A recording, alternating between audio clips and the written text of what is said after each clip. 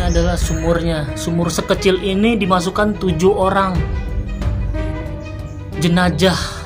Setelah itu masih ditembaki dan diberondong oleh para PKI. Sungguh kejam dan sadis mereka.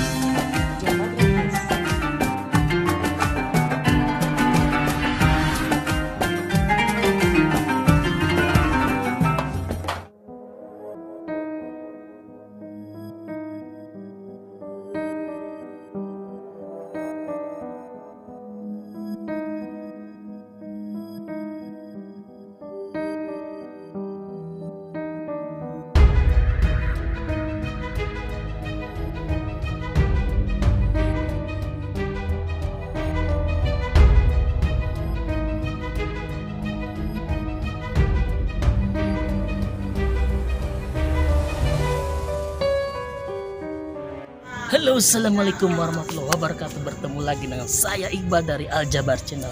Hari ini saya berwisata religi di Museum G30 SPKI yang berada di Lubang Buaya Taman Mini. Hari ini kita akan menguak sejarah apa saja yang ada di sini. Ikutin terus Aljabar Channel.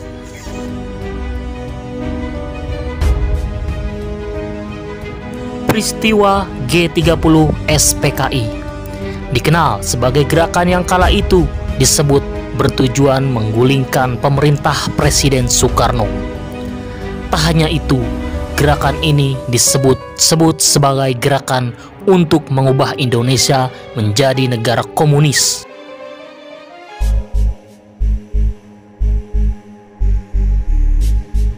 Kala itu, tragedi G30 SPKI dipimpin Ketua PKI DN Aidit. Peristiwa ini terjadi pada malam hari, bahkan tepatnya saat pergantian hari. PKI sendiri berdiri pada 23 Mei 1920 dan diketahui pernah melakukan pemberontakan lain sebelum G30 SPKI. Pada 1948 misalnya, partai ini pernah melakukan pemberontakan di Madiun, Jawa Timur.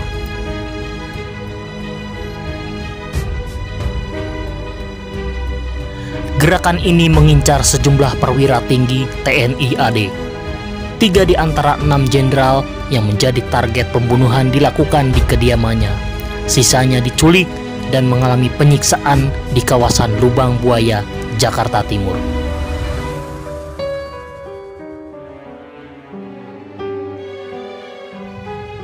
Pasukan pengawal Presiden Soekarno yang biasa disebut Cakrabirawa dimanfaatkan PKI yang pergerakannya dalam hal ini dipimpin perwira AD Letkol Untung.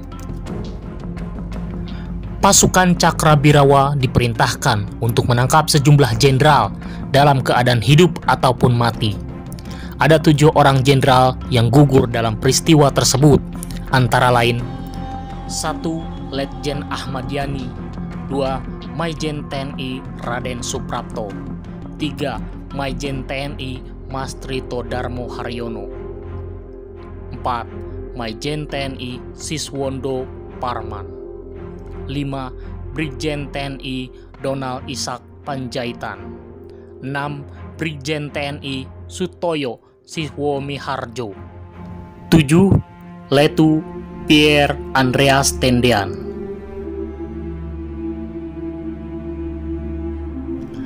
Jenazah dari ke-7 jenderal dimasukkan ke dalam sumur tua di daerah Lubang Buaya.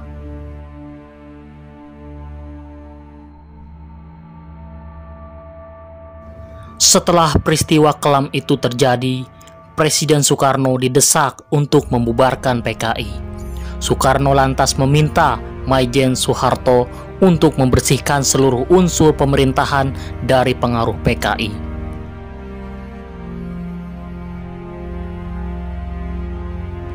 PKI kemudian dinyatakan sebagai pihak yang berada di balik gerakan tersebut. Penangkapan besar-besaran terjadi siapapun yang tercatat sebagai anggota PKI ditangkap. Bahkan orang-orang yang dianggap atau diduga sebagai simpatisan atau terkait PKI turut ditangkap. Tak hanya penangkapan besar-besaran, peristiwa kelam Indonesia ini disebut-sebut menewaskan ratusan ribu orang. Terjadi tak hanya di ibu kota, namun juga di seluruh wilayah tanah air Indonesia.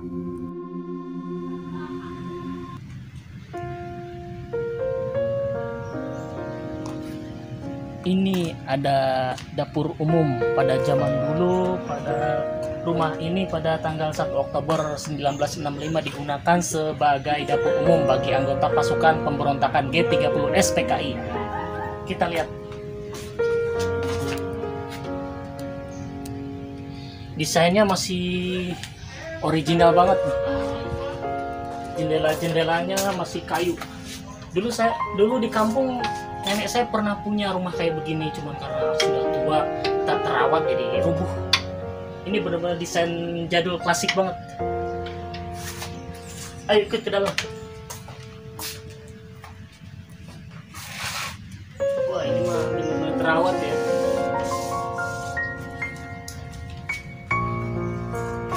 Persis kayak punya nenek saya dulu.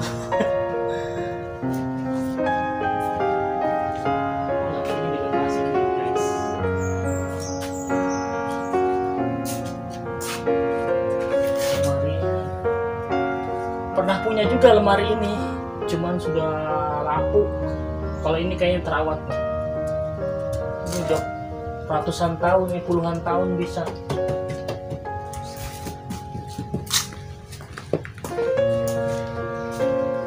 Ini ada dipan juga tempat tidurnya.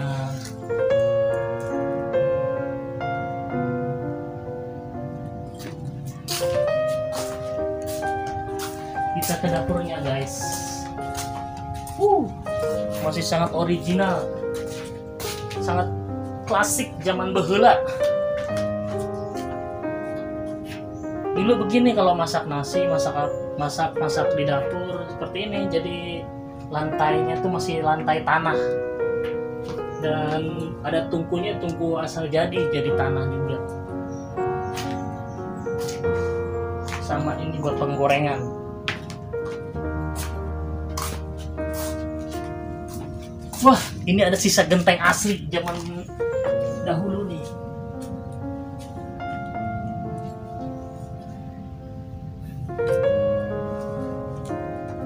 Masih sangat asli.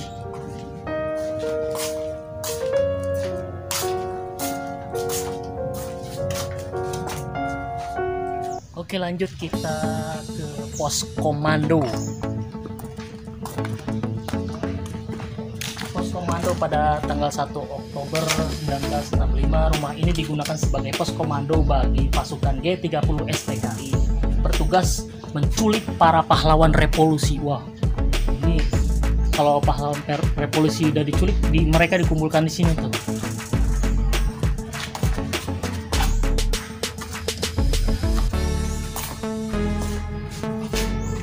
Masih klasik banget. Di kampung saya juga banyak rumah kayak gini guys.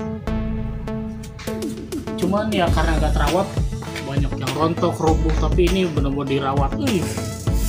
Rumah ini kalau di sana dibilangnya rumah Belanda. Tuh, kursi-kursinya masih sangat bagus, tidak ada sedikit pun yang rusak.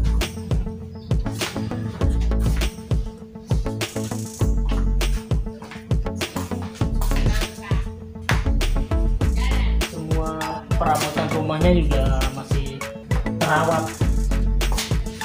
Ini ada tempat tidur atau dipannya. Dipannya sudah mulai goyang, tapi masih sangat bagus karena masih dirawat. Lemari-lemarinya juga, masih sangat klasik, bagus sekali, sangat klasik guys.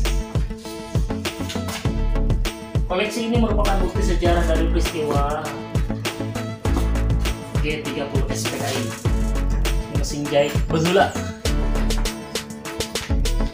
Ada patromak.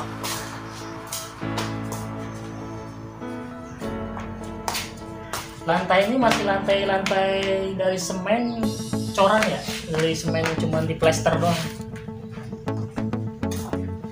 Ada kendi, persis bener kayak rumah nenek saya dulu. Jadi inget pulang kampung.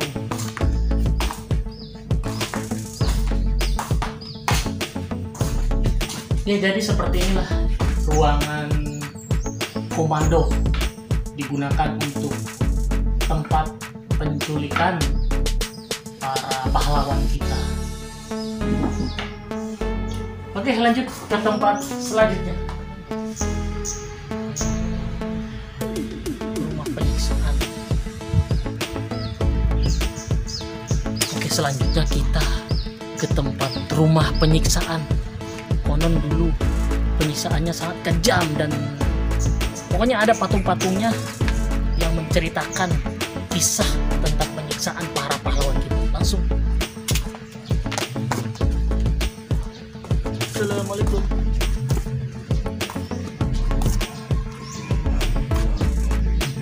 Merinding.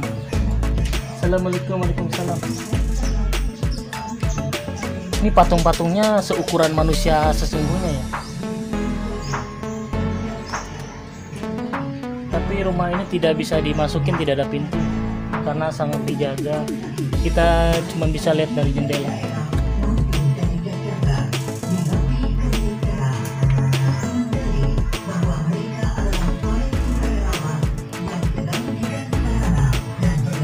Jadi para PKI itu sungguh kejam ya, sahabat. Para pahlawan kita disiksa sampai seperti ini. Seperti inilah kisahnya, seperti inilah apa yang terjadi pada zaman dulu. Sungguh miris. Kasihan sekali para pahlawan kita.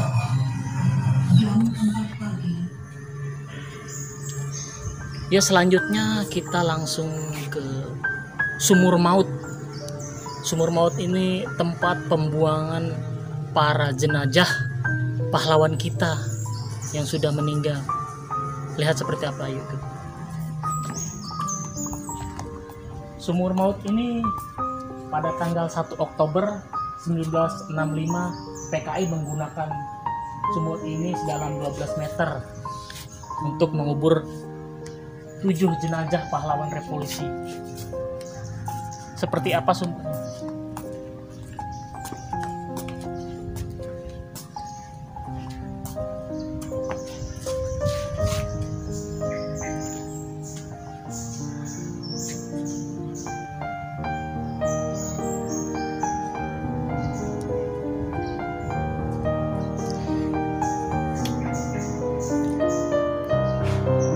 Nah, ini adalah sumurnya. Sumur sekecil ini dimasukkan 7 orang jenazah. Setelah itu masih ditembaki dan diberondong oleh para PKI. Sungguh kejam dan sadis mereka.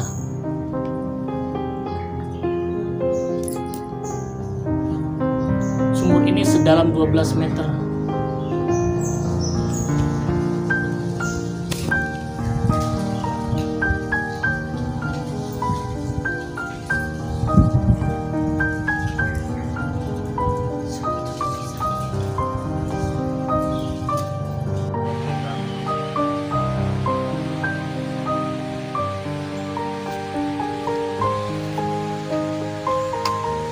Oke, terima kasih sahabat semua, sahabat Aljabar Channel selalu mengikuti video-video dari saya. Semoga video ini bisa bermanfaat untuk kalian semua. Jangan lupa bantu like, comment, dan subscribe supaya saya lebih semangat lagi membuat videonya. Terima kasih. Assalamualaikum warahmatullahi wabarakatuh.